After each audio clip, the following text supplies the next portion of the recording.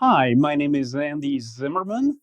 I grew up in Geneva, Switzerland. My family still lives over there, moved to Southern California over 40 years ago, and just recently moved to Franklin, Tennessee.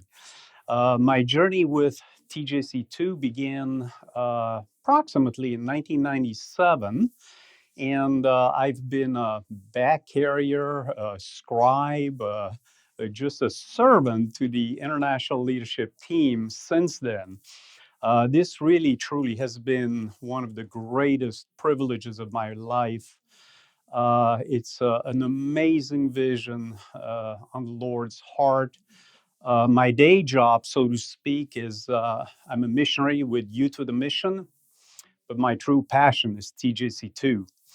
Um, just this morning, we received the word against guarding against a temptation to get all of our loose ends in order before we can rest. That's really a fallacy.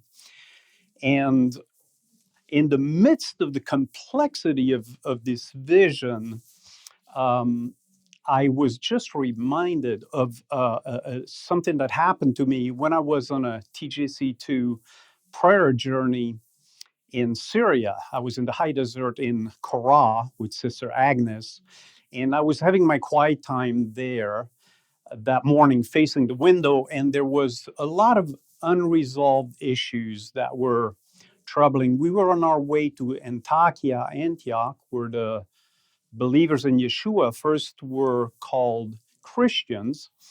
And we were then going on to Mardin, where they still speak Aramaic. And then, anyway, there were just a number of issues swirling. And as I was pondering all that, this little bird found its way inside the window. There was a screen with about a 3-inch gap. And this little bird came in through a rip at the bottom of the screen and started picking on insects. As I was observing that, I noticed then that the bird tried to escape, but it couldn't. It was frantically flying around, trying to escape, couldn't find the opening until, completely exhausted, the bird fell down in the bottom of the windowsill.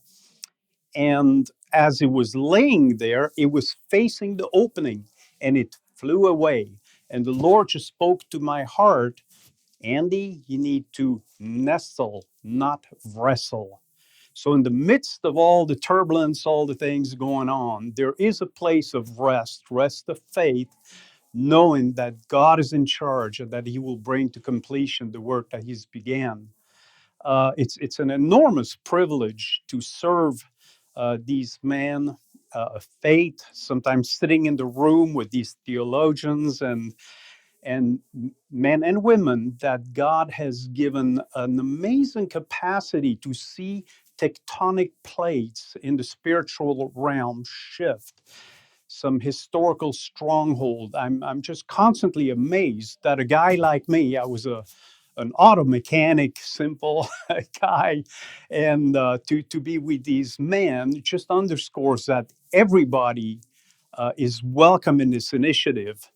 I would like to especially highlight the intercessors. Intercessors have been walking with us from the get-go, and it's absolutely humbling how they will travel to the location ahead of time, ahead of the ILC meeting, simply to pray. And many times in very difficult locations, circumstances, we have experienced an open heaven, thanks to the work, the labor in prayer that the intercessors have consented to. So my deepest thanks to all of you who are constantly lifting up this vision in prayer.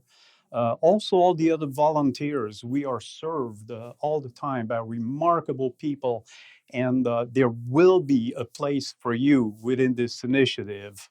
So I want to thank you, and Yeshua bless you.